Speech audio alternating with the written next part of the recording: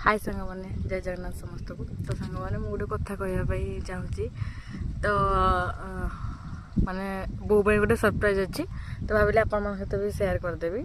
तो हूँ कौन कि बो मत कही 15 दिन पूर्व तार गोटे पाउंजी डेलीज पाउंज छिड़ी जाइए मत आनीदेव बोली। मु टाइम व्यस्त ऑफिस काम मन थिला बट आनी दे पार न टाइम टी हो नाला। शिवरात्रि कही कि शिवरात्रि आनीदेवी। तो आज तो आसिक होगलानी 21 तारीख फेब्रुआरी। तो शिवरात्रि अलरेडी पार हो गलानी। शिवरात्रि दिन भी मत कहला पाउंजी आनीदेनु मुझे कहली हाँ आनीदेवी टी व्यस्त अच्छी आउ है। तो ताकू मु कहीकि ऑफिस पलई थी